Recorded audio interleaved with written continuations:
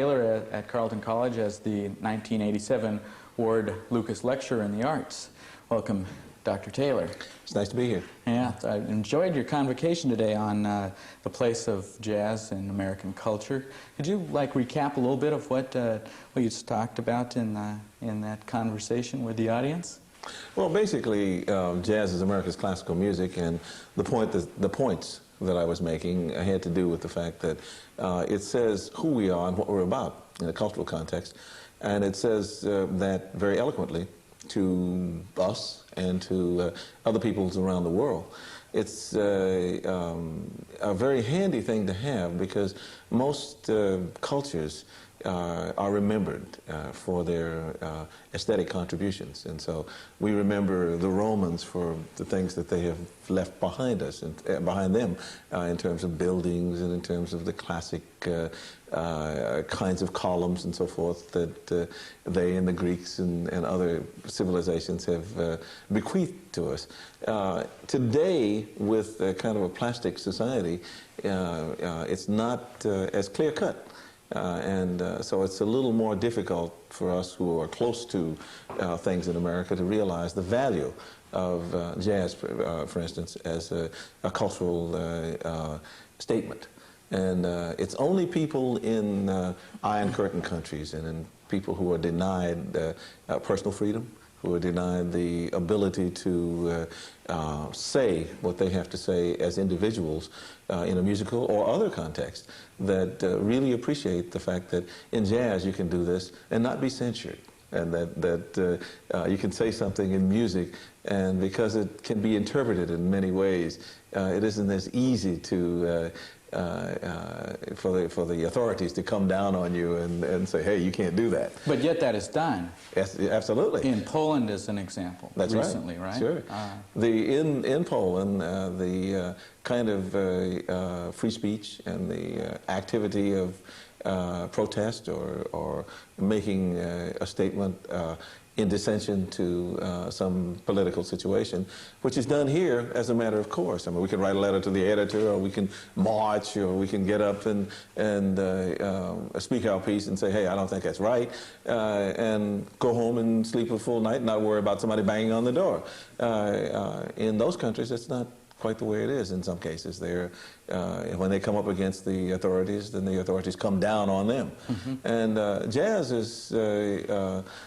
has traditionally been recognized by people who have limited freedom as one way to express personal freedom that is very desirable. There seems to be a kind of an interesting dichotomy between the very valuable points you made and the concept of jazz as being a folk music. Well, jazz is not folk music. Jazz is music which originally came from black people. I mean, it came out of slavery. I mean, it came out of the spiritual, out of the work song, out of other aspects of black musical expression. But it has developed over many years and has grown into something which is unique and which transcends its origins. Many people say that jazz came about because of the coming together of European classical music and the African rhythmic spirit.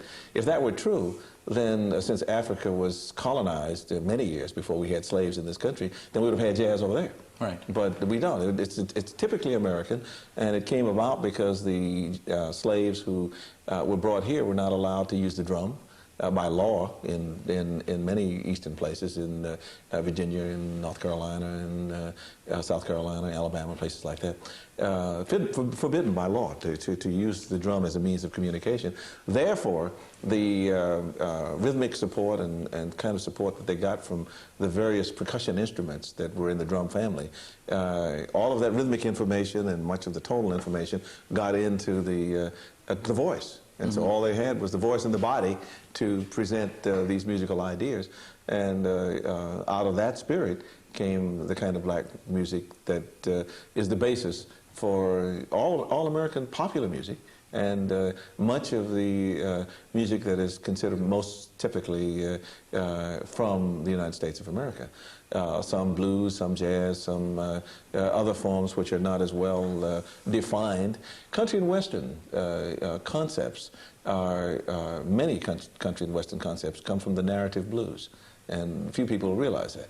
And much of the reason for interchange between white and black races is because in the early days of this country, everything was, the cities were small, all the towns, the tiny little places. So whether you liked it or not, you came in contact with each other, and you had to work with one another to some extent in order to survive.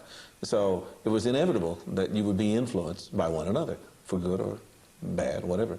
And so musically, many people heard and liked things that the other guy did, whether they liked the other guy or not. They liked some of the things he did. And so it was a two-way street. I mean, whites learned from blacks and vice versa. So it's not a folk music, but a cultural music. Absolutely. And that's what identifies it as being uniquely American. Absolutely. And the folk music tends to carve out a repertoire and then kind of stay in that area, because that is what that folk music is about. And if you listen to gypsy music, or you listen to Irish folk music, or you listen to French folk music, or any kind of particular style of folk music, it is what it is, and it hasn't changed in many years, because they solve those musical and cultural problems, and that's their solution to those things. Jazz, on the other hand, changes. And part of the reason it's so viable is that it represents who we are over the decades. For instance, the 1920s were considered the jazz age, and Charleston.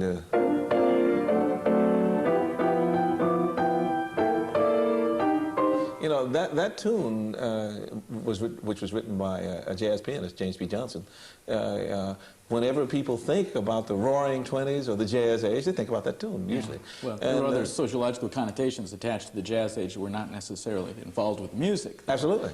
But that's once again, something else that separates jazz from pure folk. It is, it's city music, it's music that, as well as country music, I mean, it's all of that.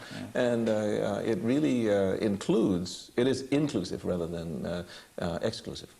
But there's an interesting situation that happens in jazz that, in which it can, if the definition of folk music is a stratified unit, codified sound that does not change, then it is simultaneously folk music and classical music at the same time, because up until a few years ago, U.B. Blake was still playing compositions he wrote at the turn of the century.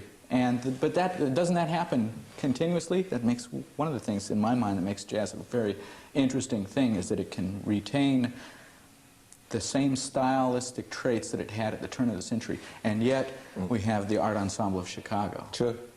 Well, the validity of the earlier music, I think, is one of the things that helps it qualify as a classical music. It is time-tested. And so you can take something that U.B. Blake wrote back at the turn of the century, or something, I think, it's not a well-known composition, but there was a composer named James Reese Europe, who was a famous conductor of music, which was not jazz music per se. It was popular music in the showbiz sense, if you will, as well as European classical music and band music in the John Philip Sousa sense.